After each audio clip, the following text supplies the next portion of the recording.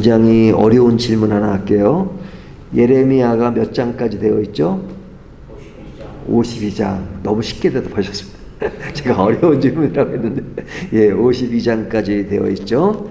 이 52장까지 되어 있는 내용 가운데 이제 오늘 본문이 50장이니까 이제 거의 끝날 무렵입니다. 근데 이제 50장과 51장은 무엇에 관한 이야기냐면 바벨론에 관한 이야기입니다. 바벨론에 관한 이야기. 근데 이 바벨론에 관한 이야기가 50장과 51장이니까 두 장을 할애해서 그 내용을 이야기하고 있죠. 그러니까 46장서부터 계속 이방 국가의 심판에 관한 이야기를 하는데 거의 끝 무렵에 바벨론에 관한 이야기를 이렇게 길게 이야기한다는 것은 그 바벨론의 위상이 굉장히 크다는 것을 전제로 이야기하는 겁니다. 당시에 바벨론의 힘은 막강했죠. 그래서 이스라엘이 이제 위쪽은 이스라엘, 밑은 유다라고 하는데 이제 위의 지방이 BC 722년에 아수르에게 망했잖아요. 그러다가 거의 이제 150년이 지나서 밑에 있는 유다가 바벨론에게 528년에 망합니다. 그러니까 이 아수르에게 망했던 이스라엘이 그로부터 거의 150년이 지나서 바벨론에게 망했다는 것은 밑에 있는 유다만 망했다는 것이 아니죠. 그 위를 지배했던 아수르까지도 망했다는 겁니다. 누구에 의해서?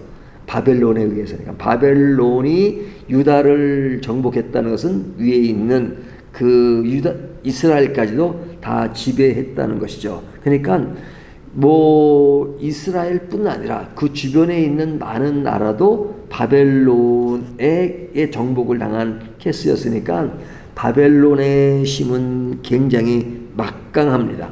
뭐 그 당시에 세계를 지배했다고 해도 과언이 아니죠. 그러니까 그 바벨론의 그런 아주 강력한 모습을 보면 그 나라는 그때 상황으로 보면 더 이상 망할 것 같지 않은 그런 모습을 지녔지만 이제 50장과 51장에서 그들도 망한다 하는 그 이야기를 하고 있는 겁니다.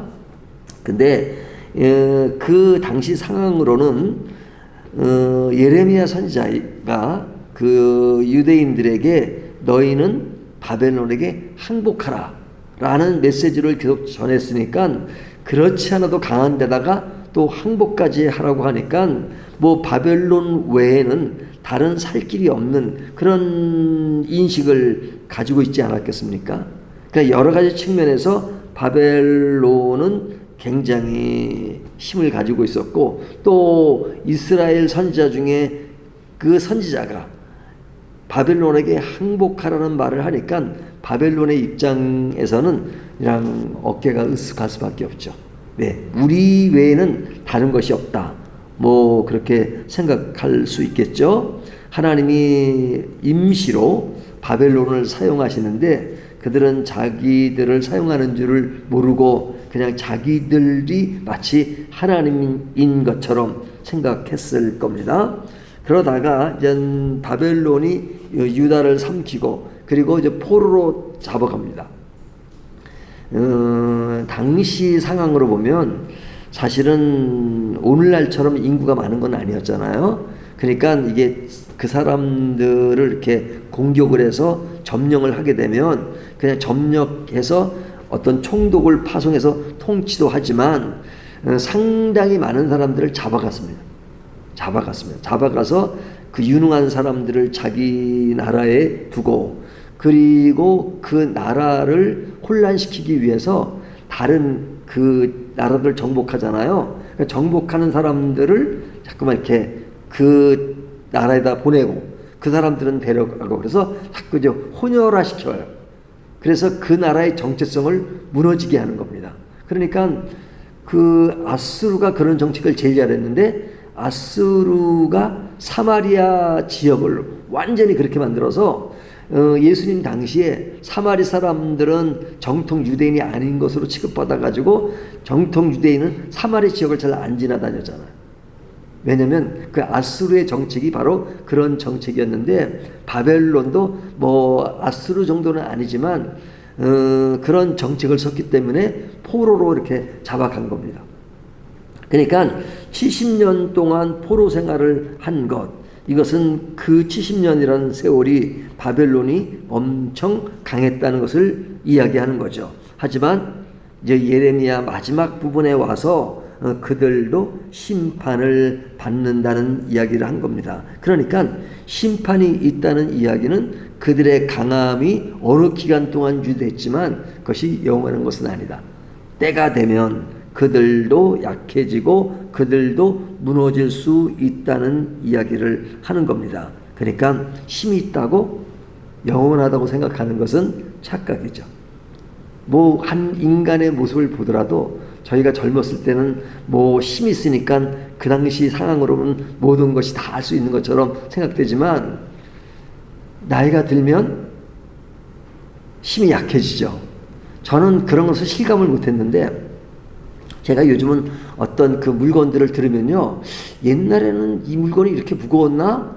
라고 생각했는데 이 물건이 이게 무거운 거예요. 무거운 거예요. 근데 이제 제가 이제 여기 보면 교회 사다리가 있거든요. 사다리를 이렇게 옮기고 뭐 하려고 그러면 이게 그렇게 무겁지가 않았는데, 어느 날은 그 사다리 갑자기 무겁게 느껴지더라고요. 아, 내가 이게 무겁게 느껴지는 건 힘이 빠지고 있는 거구나. 라는 것을 실감했습니다. 그러니까 그 우리의 힘이 그냥 끝까지 그냥 이렇게 힘 있는 건 아니죠. 네, 약해지는 그런 모습이죠. 자, 그것처럼 이 바벨론도 약해지는 것을 봅니다. 자, 그런데 그 바벨론이 강할 때는 보이지 않았던 것이 그 무너질 때가 되면 보이는 것이 있어요. 예전에는 볼 수 없었던 것이 보이는데, 그 보이는 것이 뭐냐면 바벨론을 삼키게 됐던 성경적인 표현을 보면 바데와 메사가 있습니다. 바데와 메사. 그러니까 우리 이제 한국말로 번역은 이 바데라고 하지만 그것을 그 영어식으로 표현 페르시아예요. 페르시아. 그러니까 이 페르시아라는 나라가 하나로 있지만 실제로 이 두 개의 나라가 이제 그 안에서 존재했죠. 그런데 이것이 하나로 합치면서 이제 바데가 줄을 이루니까 그것이 페르시아가 되는데, 페르시아가 결국 누굴 잡아먹어요? 바벨론을 잡아먹죠. 그러니까 바벨론은 페르시아에게 망하게 되는 겁니다. 그러니까 이제 오늘 본문에 보면 8절부터 나오는 이야기가 이제 페르시아에 관한 이야기를 하고 있는 거죠. 9절에 보면 보라, 내가 큰 민족의 무리를 북쪽에서 올라오게 하여 바벨론을 대항하게 하리니 그들이 대열을 벌이고 쳐서 정복할 것이라. 그들의 화살은 노련한 용사의 화살 같아서 허공을 치지 아니하리라. 그러니까 그들이 쏘는 화살이 허공을 치지 않고 굉장히 강렬하게 너희를 칠 것이다. 누구를 치냐면 바벨론을 치는 거죠. 그러니까 바벨론을 치고 점령하게 되는 나라가 페르시아입니다. 그 페르시아가 결국은 바벨론을 점령해서 바벨론이 그에게 망하게 되죠. 그런데 그 망하게 되는 그 시점이 있지만, 망하기 되기 전에 상태를 볼 때 바벨론이 강할 때는 페르시아는 눈에 띄지도 않는 거죠. 그러니까 눈에 띄지 않을 때 그들은 숨은 가운데서 점점 자라고 있는 것이죠. 점점 자라고 있지만 그러나 너무 강한 자는 자라는 그런 것은 보이지가 않아요. 하지만 어느 시점이 되면 그들이 더 커져서 더 강해져서 그들을 점령하게 되는 것. 그러니까 내가 강할 때는 숨은 그것이 보이지 않지만, 그러나 그것이 나보다 더 큰 존재로 다가올 때가 있다는 것. 이것이 역사의 교훈 중에 하나입니다. 그런데 바벨론의 심판 가운데 바로 그런 모습을 보여주고 있죠. 자, 그러한 모습을 이야기함과 동시에 4절부터 5절까지 이야기는 무엇에 관한 이야기냐면 이스라엘의 회복을 이야기합니다. 그러니까 바벨론에게 포로가 되었던 이스라엘은 70년 동안 그들 품 안에 있었기 때문에 그들은 약하고 그리고 이스라엘이 망할 때 그런 상황들을 이야기하는 것을 보면 굉장히 그 약한 모습이잖아요. 뭐 그물 안에 있는 물고기처럼 표현되기도 하고 뭐 굉장히 나약한 이스라엘이지만 그러나 4절부터 5절까지 이야기는 이스라엘은 바벨론의 포로였지만 회복되는 그날이 있을 것이다. 회복된다. 강함이 약해질 수 있듯이 약함이 다시 강해질 때가 있다는 것을 이야기하는 거죠. 또 이것이 세상의 흐름이기도 합니다. 그러니까 가난한 사람이 끝까지만 가난합니까? 뭐 그럴 수도 있죠. 하지만 가난한 자가 부자가 될 수 있고 부자가 가난하게 될 수도 있고 뭐 등등 사람들의 변화가 있잖아요. 그러니까 지금 본문에서 보여지는 것은 강자인 바벨론이 약해진다. 또 약하게 눈에 띄지도 않았던 페르시아가 강해진다. 그리고 바벨론에게 점령을 당했던 이스라엘이 굉장히 약했지만 그들이 회복되어서 그들이 점점 강해진다 하는, 약해지고 강해지고 하는 이야기를 계속해서 이야기하고 있잖아요. 자, 이러한 모습을 본다면 우리 개인도 마찬가지죠. 약해질 때가 있고 강해질 때가 있고, 그렇기 때문에 우리 인간은 교만하지 말고 항상 겸손해야 됩니다. 오늘이 있지만 내일 어떻게 변할지 모릅니다.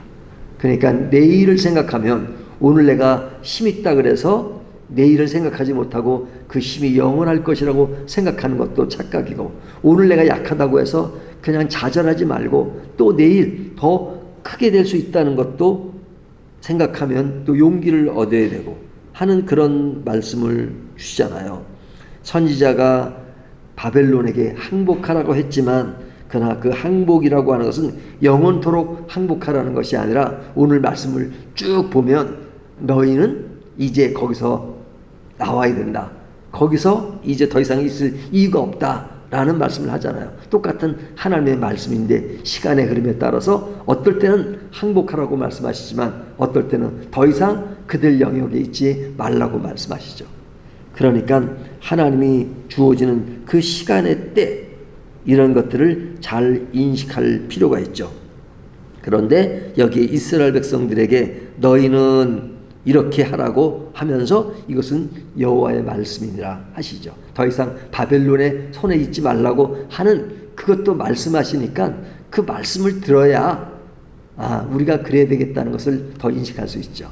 그러니까 말씀이 얼마나 중요한가 하는 것들을 말씀하고 있습니다. 오늘 이 말씀을 가지고 내 인생에 있어서 내 인생에 희로애락이 있고 또 강할 때가 있고 약할 때가 있지만, 그러나 어떤 때든지 우리가 격려를 받아야 될 때가 있고 용기를 얻어야 될 때가 있고 그리고 또 겸손해야 될 때가 있다는 것을 늘 생각하면서 우리가 내일을 아는 지식을 가질 때 우리는 더 원만한 믿음 생활을 할 수 있다는 것을 다시 한번 생각하는 저와 여러분이 되시기를 주님의 이름으로 축원합니다.